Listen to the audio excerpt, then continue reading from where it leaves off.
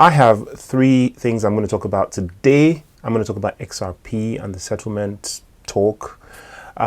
Exciting news. I'm going to talk about Stakelayer. There's absolutely huge news. And I'm going to talk about whales and what's happening with the market accumulation, etc. So let's kick it off with the big, huge news. Stakelayer. Stakelayer, the pre-sales, or the token sale as it calls it here, has completed. Now, it started sometime earlier this year at the beginning of the year. I think it was January or February. Some of you guys actually bought in because I made a video about this. You clicked on my affiliate link, which is how I know that you guys have bought, and I did earn money from affiliates.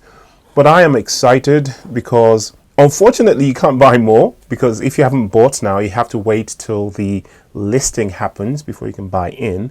But if you bought around about the same time as I did, the final price was something like 8 cents, I believe. So you would have done something like a, I don't know, 4x, 5x. I think mine did about a 6x roughly. So I'm already pleased. As you can see, I've ended up with 21,306 stake tokens. By the way, I know scammers are watching my videos because I get a lot of emails from scammers pretending to be Stakelayer, trying to get me to click on something and send my tokens to them. First of all, I can't send my tokens to you because they are staked and you can't move them. Also, I can tell that you're not Stakelayer because I follow the official Stakelayer social media and I check things for myself. So please, if you're getting emails from Stakelayer, there's no way they're ever going to email you.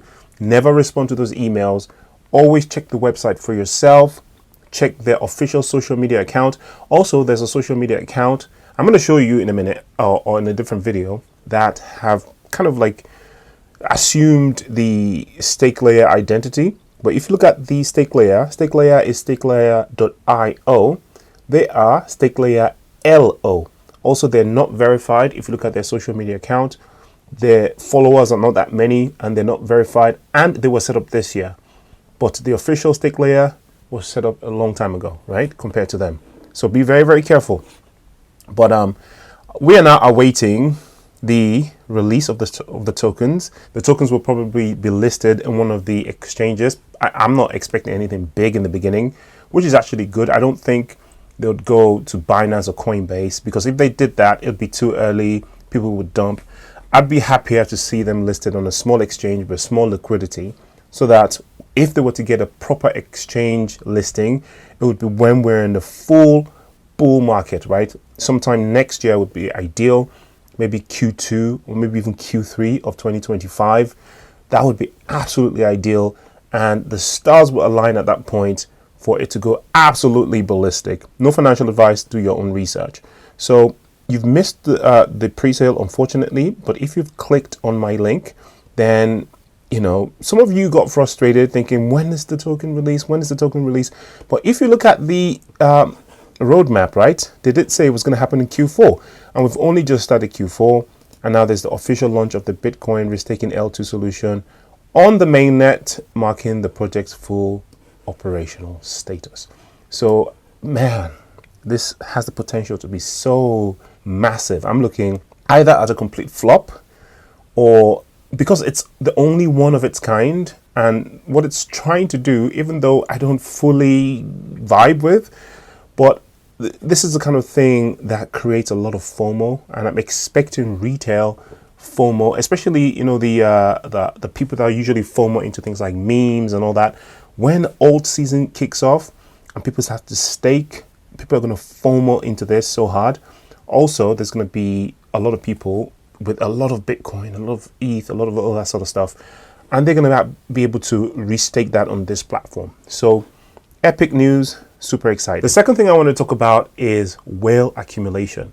Now, I saw a video about a couple of weeks ago by George of Cryptos R Us, and he said something quite profound. I had a look at it myself and I find it really interesting. Now, at this point in the previous bull market, or the bull run, if you want to call it, just as we were going into the bull run, we had an even distribution sort of between the whales on one side and retail on the other. So, you know, whales would do stuff, retail were FOMOing, whales were doing smart things, retail were doing dumb things, right?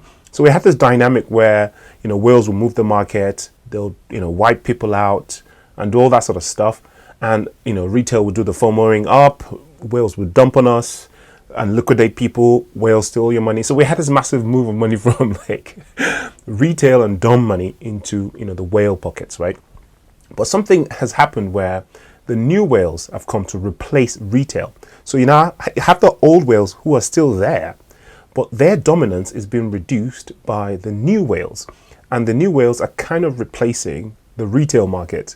And the new whales obviously are the institutions, BlackRock, whatever. They're coming in and they're accumulating so fast. BlackRock is already top 5 in terms of all crypto. They, I think, are top 3 when it comes to Bitcoin, right? And they're only just getting started. And when more and more of these institutions and countries come in, they're going to completely replace retail. And our pot, right, because of the shaking and the really, really long crypto winter, retailer hasn't accumulated as much as we had last time.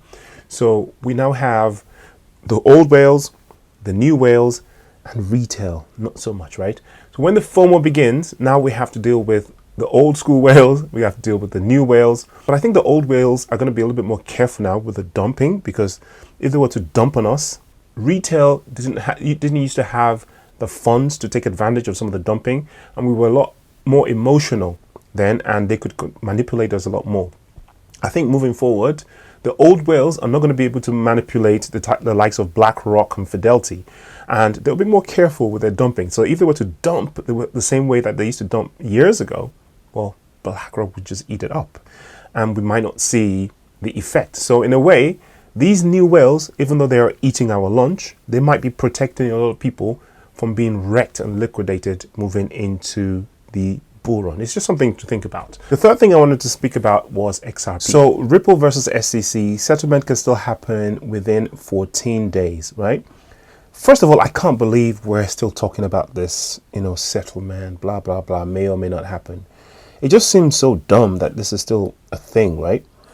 The US Securities and Exchange Commission, SEC, filed a notice of appeal on October 2, blah, blah, blah. So the potential settlement part says, the notice of appeal has created a window for both parties to settle.